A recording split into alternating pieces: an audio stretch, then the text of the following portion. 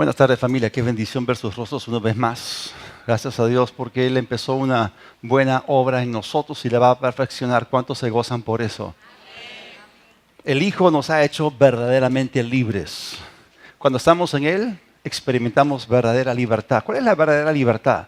La libertad en el Espíritu.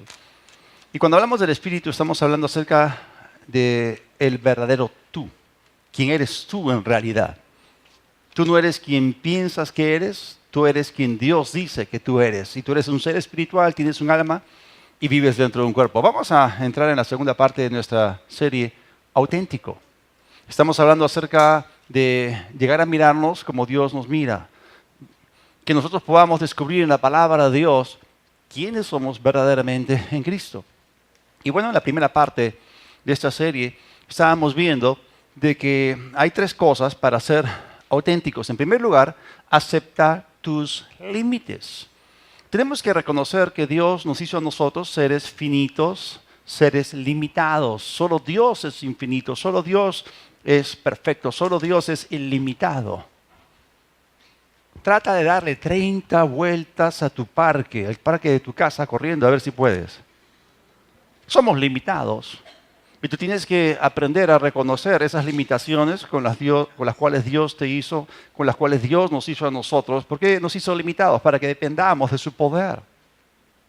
A veces nosotros pensamos que somos soberanos, que tenemos el control de todo. Tú no puedes tener el control de todas las cosas. Dios, si tú confías en Él, entonces Él puede entrar en acción en tu vida y ver una tremenda salvación. Entonces tenemos que aprender a confiar en Él. Entonces el hombre piensa de que es soberano, el hombre piensa que es Dios y está completamente equivocado. Entonces muchas veces nosotros cuando no entendemos que fuimos creados con límites, normalmente cruzamos las fronteras o las barreras de nuestros límites. Comemos de más, trabajamos de más, gastamos dinero que no tenemos, o sea, gastamos de más. Hay algunas personas que cruzan las fronteras con respecto al sexo, lo ponen fuera del ámbito del matrimonio. Y entonces el hombre tiene esa tendencia de cruzarse las fronteras que Dios le puso. Y si tú aceptas que Dios te creó con límites, tú descansas en ese hecho, entonces vas a vivir tranquilo. Y eso es algo tan importante que tenemos que reconocer. Esa es la forma en la cual Dios nos creó. La segunda cosa que vimos en la primera parte de esta serie es abraza tus dones. Y Dios nos ha equipado a cada uno de nosotros con dones, talentos y habilidades para que podamos servir a otros, para que podamos ayudar a otros. Normalmente nosotros minimizamos lo que Dios puso en nuestras vidas. Nosotros no consideramos lo que Dios nos ha dado.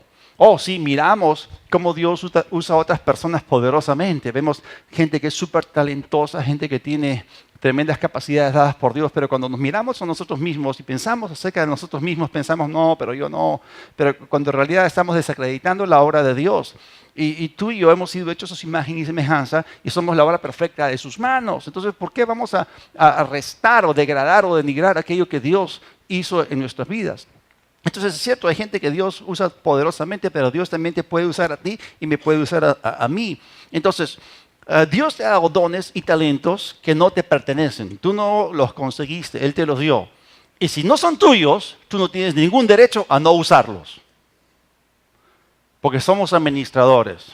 Entonces los usamos para ayudar a otras personas, los usamos para la gloria de Dios. Eso es tan importante. Entonces, abraza tus dones. Repitan conmigo, yo soy competente.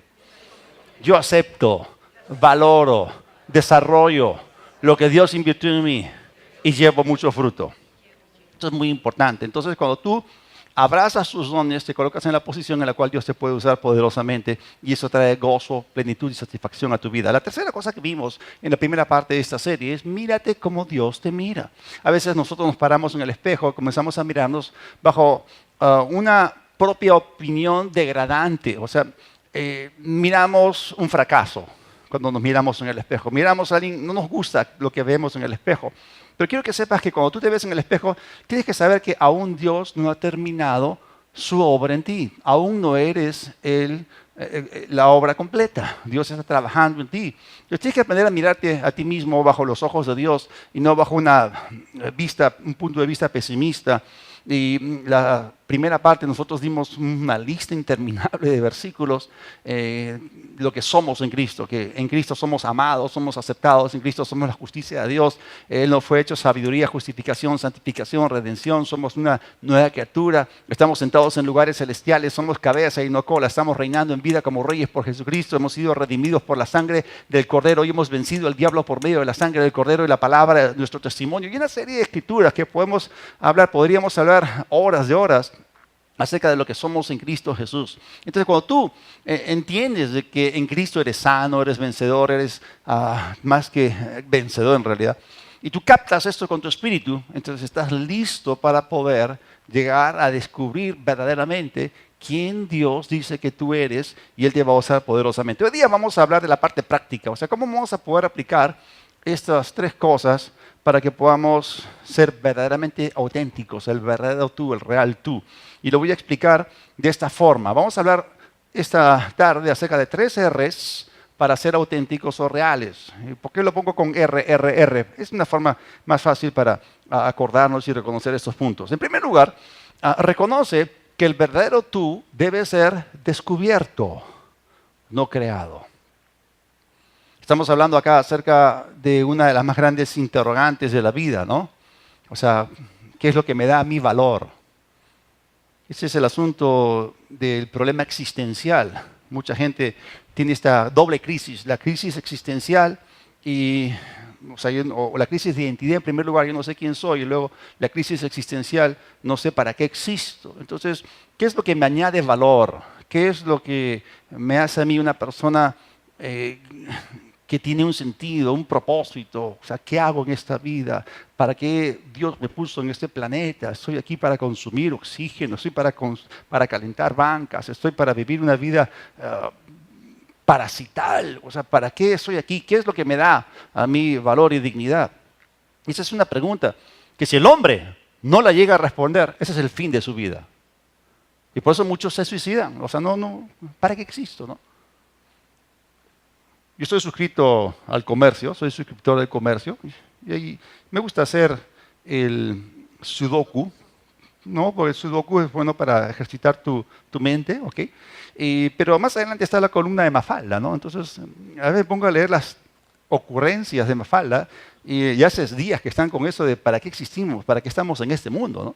Y esa es una pregunta que mucha gente se hace, pero no son capaces de llegar a responderla. Ahora, ¿qué es lo que te define a ti como persona? Acá hay 2 puntos de vista. Vamos a hablar del punto de vista tradicional y el punto de vista de la cultura moderna. Bajo el punto de vista tradicional, lo que te definía a ti tenía que ver más bien con tu familia, con tu comunidad. Es decir, la gente definía lo que tú debías llegar a ser. Tu comunidad, las necesidades de tu comunidad, las necesidades familiares definían lo que tú debías llegar a ser. O sea, había expectativas puestas sobre ti con respecto a quién ibas tú a ser. Por ejemplo, si en cierto lugar, en cierta cultura, tu papá era un herrero, ¿qué crees que ibas a ser tú? También un herrero. Y esa es la forma en la cual tú honrabas a tu familia. Tú honrabas a tu familia cumpliendo las expectativas que ellos tenían de ti, de seguir los pasos familiares, de seguir la tradición familiar, de perpetuar, ¿no?, el oficio que la familia había tenido. Y por eso está la tendencia de muchos papás, ¿no?, que quieren, si son abogados, quieren que sus hijos sean abogados, y si son médicos, quieren que sus hijos sean médicos. Pero bueno, entonces, la forma en la cual tú honrabas a tu familia, y la gente te recompensaba por eso, es porque cumplías la expectativa según las necesidades de la comunidad, según las necesidades de la familia. O sea, tus sueños personales, tus aspiraciones quedaban completamente sujetas a las necesidades familiares, a las necesidades de la cultura. Esa es la forma en la cual tú honrabas el nombre de tu familia. ¿Y qué con respecto a sueños? ¿Qué con respecto a ambiciones personales? Porque en esos días, bajo esos términos, bajo ese punto de vista tradicional, nadie se ponía a pensar, bueno, yo quiero seguir una carrera profesional, o sea, yo quiero abrirme de mi familia y emprender un nuevo negocio o quiero desarrollarme en esta otra competencia o en esta otra área. O sea, porque si tú no cumplías con las expectativas familiares, eras un miserable, eras desterrado, eras desechado, eras una lacra, eras lo peor para la familia, eras un insulto para la familia. Y un ejemplo de esto, me gusta, y esta es una película que vi hace no mucho. Y esta película de Netflix se llama Pedro el Afortunado. Esta película es bien interesante. Se trata de Pedro, él es hijo de un clérigo, estamos hablando de cientos de años atrás, en Jutlandia, estamos hablando de Dinamarca. ¿Mm? Entonces este muchacho tenía un don, este muchacho era súper inteligente. Estamos hablando de una familia que era sumamente religiosa y estamos hablando de una mentalidad bastante tradicional, pero este muchacho no quería seguir los pasos de su padre. Él tenía un terrible resentimiento en contra de su papá. Esa es la parte triste. La película acaba mal porque él nunca perdonó a su padre porque dijo que su padre hizo su vida miserable. Pero había algo detrás de todo este asunto. Él tenía un don, tenía un tremendo talento. Y él se presentó a la universidad en Copenhague para estudiar tecnología avanzada. Y lo aceptaron. Y cuando él recibió la carta de confirmación que había sido aceptado en la universidad, él se puso feliz y comunicó su decisión a su familia y sus padres literalmente lo maldijeron. Y él se dio media vuelta y esto acabó mal. Su papá más adelante murió. Él no fue al funeral de su papá con la justa, fue al funeral de su mamá. Pues esa falta de perdón adentro lo destrozó y murió de cáncer, ¿no? Pero ese hombre era brillante, tenía una mente tan hábil que él ya había hecho sus planos para hacer canales, utilizar las fuerzas de la naturaleza para poder desarrollar la nación. Pero su familia les dijo, no, estás haciendo mal, te estás abriendo. O sea, ellos no podían concebir en su mente que no siguiese los pasos de su papá, los pasos de su familia. Entonces, ese punto de vista tradicional, en cierto sentido, era limitante, era opresivo. Ahora, el punto de vista moderno te dice, bueno, tú no tienes por qué permitir que nadie te dicte lo que tú tienes que llegar a ser. O sea, no tienes tú que ser lo que tu papá fue o lo que tu comunidad quiere imponerte que tú seas. Y en cierto punto, esto es algo positivo. Eso vino del cristianismo. O sea, el cristianismo es el que comenzó a enseñar de que cada ser humano tiene valor, tiene dignidad. Eso es importante. Entonces, desde el punto de vista moderno, está bien direccionado, pero esto solamente es cierto cuando tú vives bajo el señorío de Dios, quien nos creó y nos hizo. Los problemas empiezan cuando la persona comienza a afirmar de que Dios no existe. Y ellos comienzan a tomar decisiones con respecto a quienes ellos quieren llegar a ser. Entonces la sociedad moderna, que es una sociedad atea, que no reconocen a Dios en sus caminos, que no toman en cuenta a Dios, que han sacado a Dios de la ecuación o de la esfera de la humanidad. Y ellos te van a decir, bueno, tú no tienes que dejar que nadie te imponga quién tú debes llegar a ser, nadie te puede dictar quién tú debes llegar a ser. Tú lo que tienes que hacer es soñar en grande, mira tu corazón, mira dentro tuyo, tienes sueños, tienes aspiraciones, llega a ser quien quieres que sea. Está bien, pero ellos lo dicen desde un punto de vista completamente separado de Dios. Ahora, quiero que ustedes entiendan que estamos ahora en un tiempo donde hay rápidos cambios culturales. Y, por ejemplo, los millennials, han escuchado acerca de los millennials, las personas que nacieron a finales de los 80 hasta finales del siglo. Ellos tienen una tremenda presión, están bajo una tremenda presión, porque esta cultura les dice que ellos tienen que llegar a ser alguien importante, alguien que tenga ideas interesantes y mucho, ¿sabe que la gente que más se queda metida en su casa son los millennials? Porque ellos tienen temor a cometer un fracaso, ellos tienen temor a equivocarse, temor a no cumplir con lo que esta sociedad moderna les dice. Ese por un lado, ¿no? Te dicen, no debes dejar que nadie te dicte lo que tú debes llegar a hacer, pero por otro lado les dictan lo que ellos deben llegar a hacer, en el sentido, decídelo tú. Entonces ellos tienen una tremenda presión sobre ellos mismos y cuando están en las redes sociales ven tantas opciones y no saben cuál elegir. No saben por cuál opción decidirse. Hay una tremenda presión y realmente están sufriendo bastante, porque tienen una crisis de identidad, una crisis existencial. Entonces, si sacamos a Dios del escenario, las cosas no van a funcionar en lo absoluto. Entonces, la cultura moderna te va a decir, decide tú lo que quieres llegar a ser. Inclusive, decide tú tu género. Hasta eso están llegando. Pero bueno, estos jóvenes necesitan ayuda. Y hay que entender una cosa, o sea, el que crea algo es el que decide cómo va a ser usado. Y si tú fabricas un martillo, entonces no lo vas a utilizar como una sierra. Sería un uso completamente inapropiado. Y así como el martillo no tiene este problema existencial, ¿ok? O sea, así como el martillo no define que va a ser martillo, de la misma forma el hombre no decide ni define lo que él va a llegar a ser.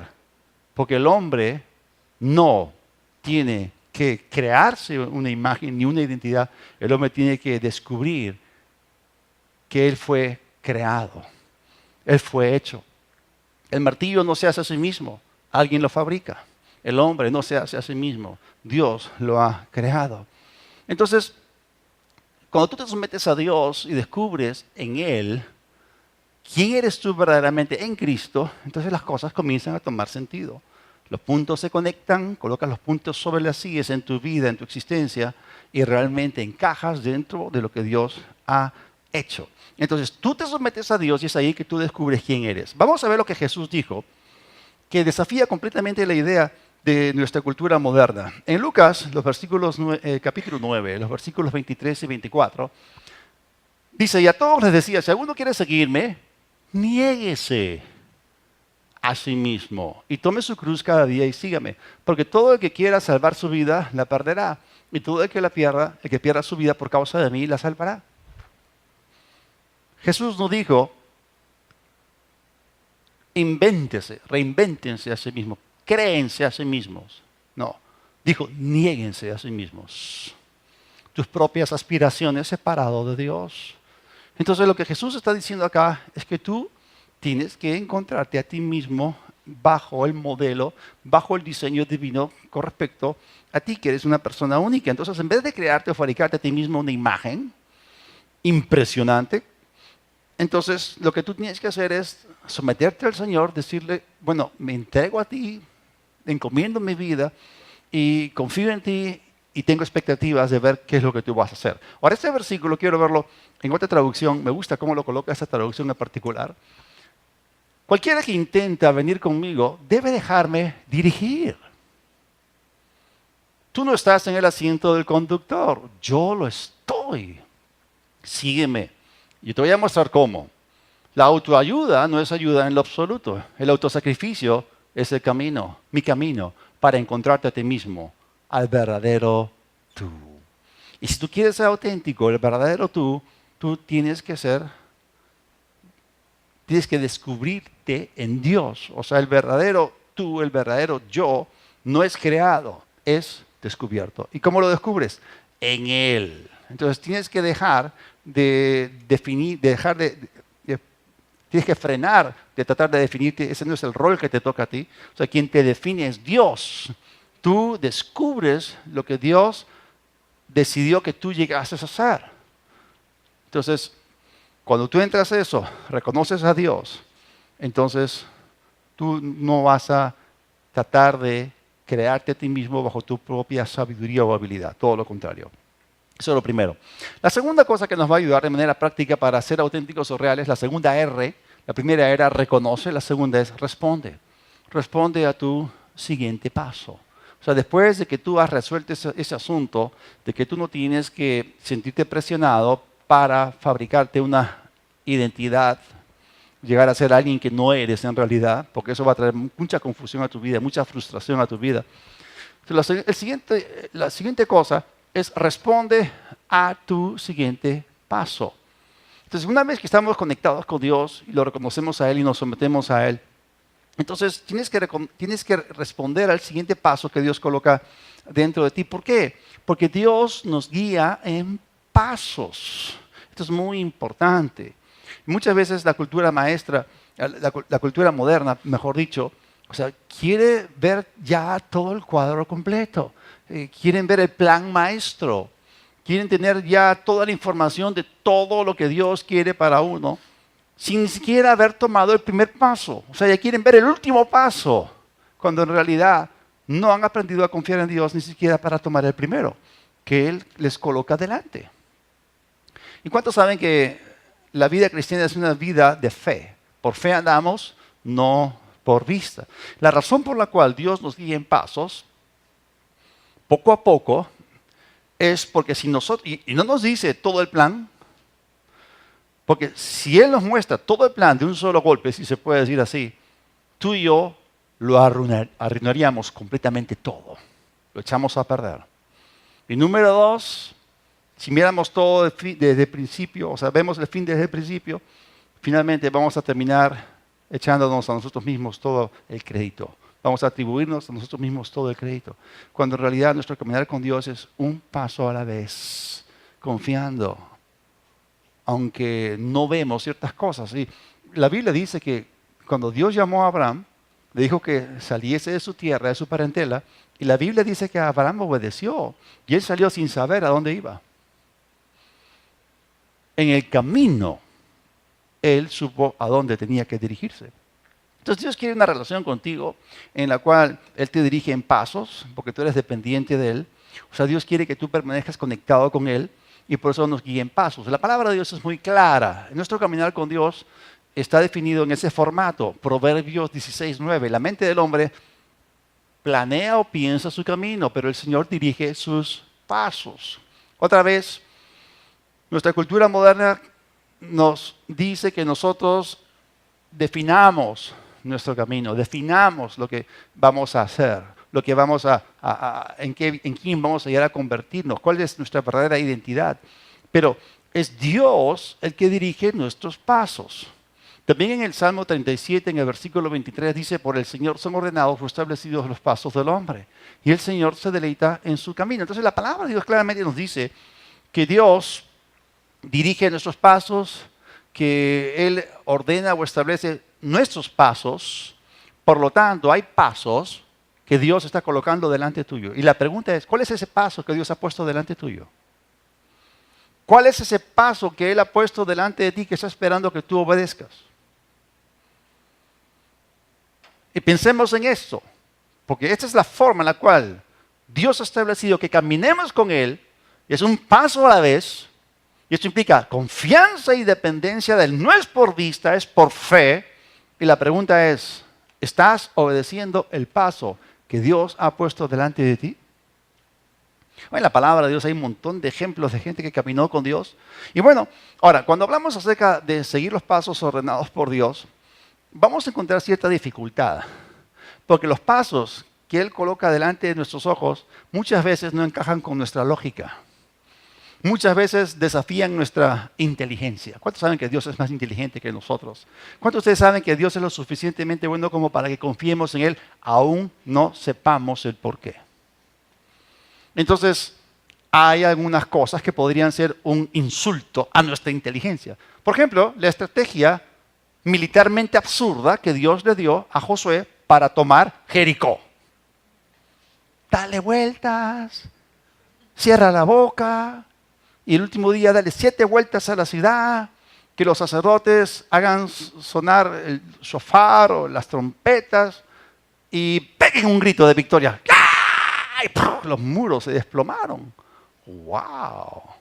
O sea, era un insulto a la inteligencia tecnológica avanzada, contemporánea, pero era una ciudad inexpugnable y el poder de Dios es mejor que nuestra propia fuerza. ¿Cuántos saben eso? Entonces, ¿funcionó o no funcionó? Entonces, el paso que tenían que obedecer no era un paso para ser racionalizado, no era un paso para ser cuestionado. Entonces, hay dificultades porque muchas veces nuestra propia cabeza nos da problemas. Entonces, los pasos que Él coloca delante de nuestros ojos no son pasos que hubiésemos tomado por nuestra propia cuenta. Y al tomar esos pasos vamos a encontrar dificultades. ¿Qué tal si Dios te dice, Escoge ese trabajo en el cual te pagan menos. No, Señor, es que él sabe lo que es mejor para ti. Si el Señor te dice, humíllate y pide perdón. ¿Ah? ¿Qué? No, pero ese tarado me hizo esto. Chitón boca. Humíllate y pide perdón. Involúcrate. Sirve en tu iglesia. Llega temprano. Ponte a servir. Asiste a un grupo pequeño. O sea, yo me acuerdo cuando Dios me llamó y yo como ingeniero electrónico dejé mi trabajo secular. Uy, mi familia me hizo la guerra. Yo estaba ganando buena plata. Pero el Señor me dijo que me dedique a Él, a tiempo completo. Este mes cumplo 30 años en el ministerio, sirviéndole. Y no me arrepiento de esa decisión. No, y Dios había estado trabajando conmigo, pero a veces son decisiones difíciles que uno tiene que tomar porque nuestra mente nos va a dar problemas. Entonces Él coloca delante de ti un paso y espera que respondas, pero sus pasos no siempre encajan con lo que nosotros pensamos. La palabra de Dios nos dice en Isaías 55, en el versículo 8, mis pensamientos no se parecen en nada a sus pensamientos, dice el Señor, y mis caminos están muy por encima de lo que pudieran imaginarse. Me gusta esa traducción, es buenísima. Entonces, a veces nosotros limitamos a Dios en nuestros pensamientos y los pasos que coloca delante de nosotros quizás no tengan sentido, pero son su perfecta voluntad y es ahí donde nosotros podemos verdaderamente descubrir que lo que Dios tiene para cada uno es maravilloso. O sea que es normal que Dios te pida cosas que a veces no tienen ningún sentido para ti. Por ejemplo, renuncia a tus derechos de autor del libro que escribiste. O corta tu sueldo a la mitad. O sea, ¿qué es eso, no?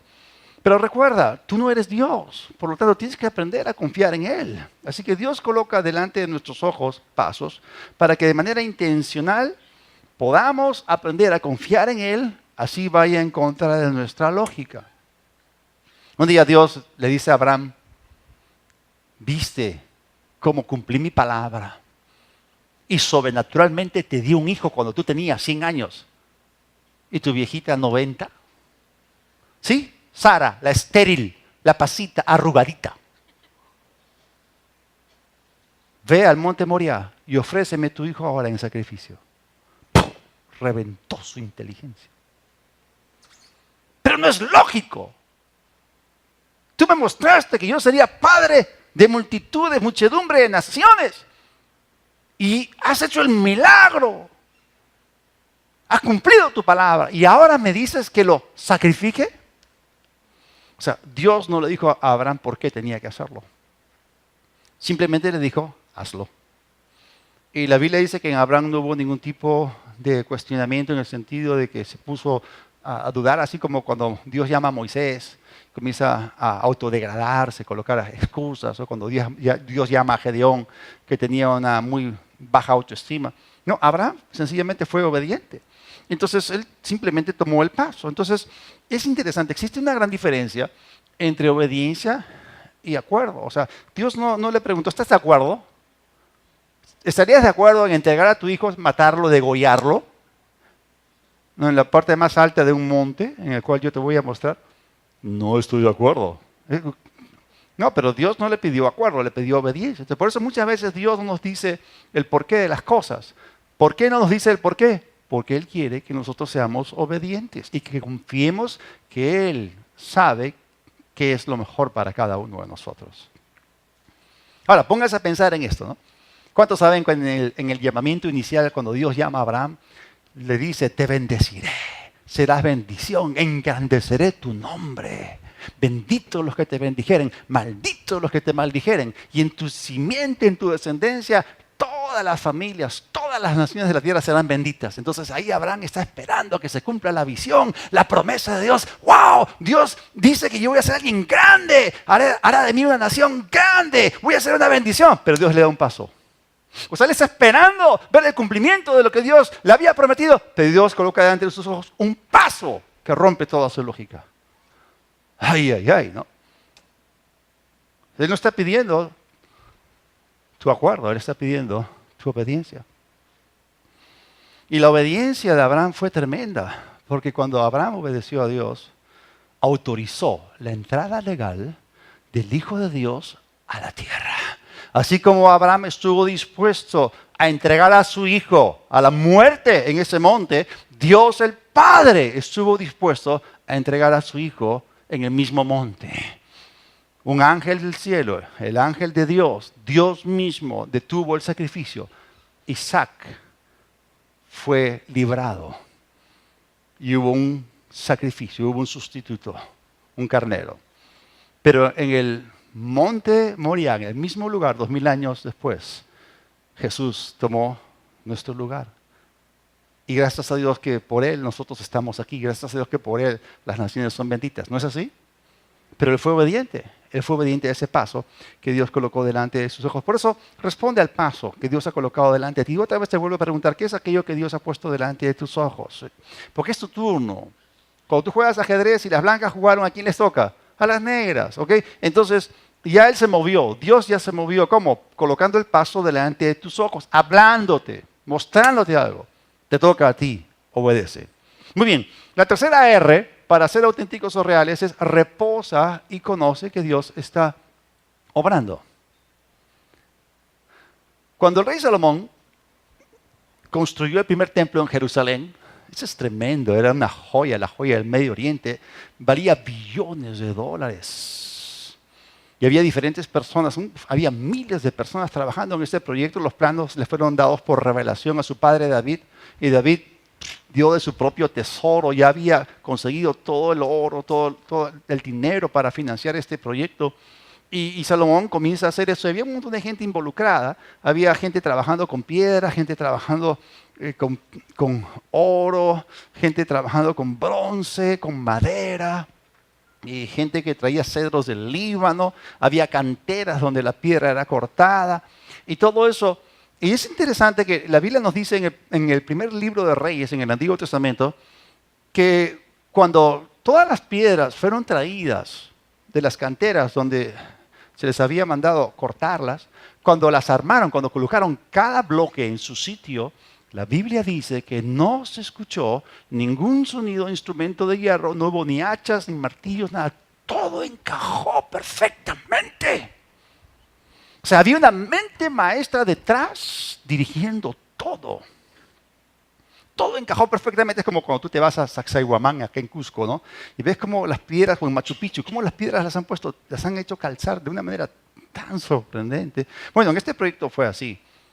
Pero imagínate, cada persona que está trabajando con el bronce, están trabajando con el oro, están trabajando con su piedra, están trabajando con madera, con los diferentes cosas que les tocaba. O sea, cada uno, por ejemplo, imagínense uno que fue a una cantera y cortó un pedazo, un bloque de piedra y lo hace y está trabajando. Él está mirando solamente su bloque de piedra.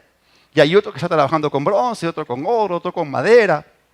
Y cada uno está mirando su propia cajita, lo que le toca a él. Pero cuando todo se trae y se junta, ¡wow! Te das cuenta que todo era parte de una gran obra maestra. Y a veces nosotros no miramos que lo que hacemos vale, que lo que hacemos cuenta.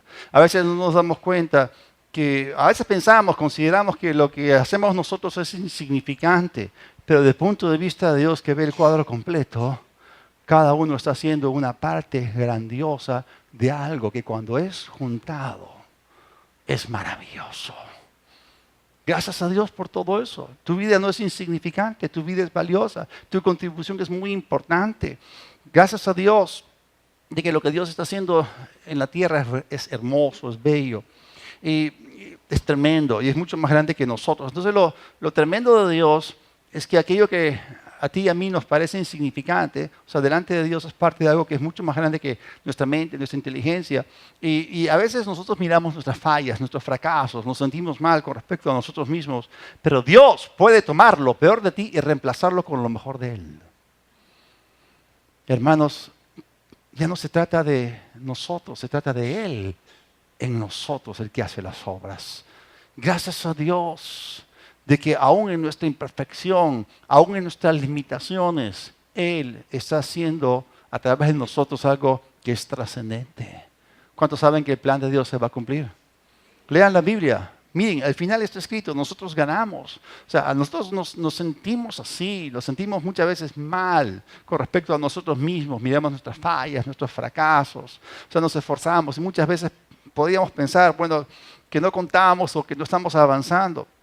Pero Dios le da la vuelta al asunto para que tu historia personal tenga un final feliz. Gracias a Dios. Y Él lo hace. Por eso reposa en Él y conoce que Dios está obrando. A pesar de esos bajones, a pesar de las malas rachas, a pesar de las malas temporadas, Dios va a acabar lo que Él empezó. En el libro de Génesis capítulo 2, versículo 1, fueron pues acabados los cielos. La obra que Dios hizo, lo que Dios empieza, lo acaba. Filipenses capítulo 1, versículo 6, el apóstol Pablo dice, y en el griego dice, yo soy persuadido, ¿no? Pero el que comenzó tan buena obra en ustedes, la irá perfeccionando hasta el día que Jesucristo regrese. De esto estoy seguro.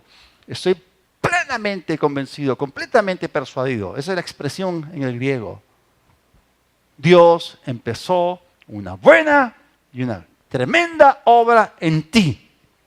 ¿Cuántos vamos a contribuir para que Él siga llevándola hacia la plenitud? Él la va a perfeccionar. Él va a causar de que esto se termine. Y Jesús viene pronto. ¿Cuántos saben que Jesús viene pronto? Y Él está esperando una iglesia gloriosa sin mancha ni arruga. Eso es maravilloso. Entonces lo que empezó en ti lo va a completar. El que habita y el que contempla la eternidad sabe que el fin será buenísimo. Verdad y libertad. Lo mejor está por venir. A pesar de las dificultades, a pesar de cualquier problema que hayamos pasado, lo mejor está por venir. Dios se va a derramar de una forma que ni siquiera nuestra más alta inteligencia se imagina. Dios se quiere derramar. Solamente tenemos que posicionarnos. Solamente tenemos que ser dependientes de Él. Tomar los pasos que Él nos ha dicho que tomemos. También descansar en Él, confiar en Él. Y por eso rindámonos a Él, confiemos en Él, descansemos, reposemos en Él. Dejemos que Dios nos use para su gloria. El auténtico tú es alguien que se parece a Jesús. Toda cabeza inclinada, todo ojo cerrado. Padre, te damos gracias porque tú has propuesto formar a tu Hijo en nosotros. Señor, tú no eres un fracasado. Tú ya viste el fin desde el principio. Confiamos en ti. Gracias. Gracias, Señor, porque somos tu obra maestra. Somos hechura tuya, creados en Cristo Jesús para buenas obras. Obras de trascendencia. Obras que marquen una tremenda diferencia. Gracias porque tú vienes pronto. Gracias, Señor, porque lo que estamos a punto de contemplar en los próximos días y años será tu gloria. Es tu turno. Muévete tú, Señor, en nuestras vidas conforme a ti te place.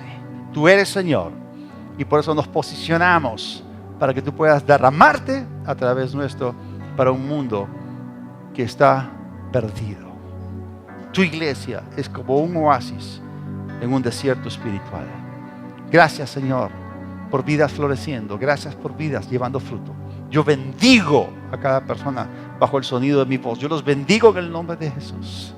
Gracias, Señor, porque ellos descubren quiénes son en ti y dan en el blanco en lo que tú quieres para con cada uno. En el nombre de Jesús.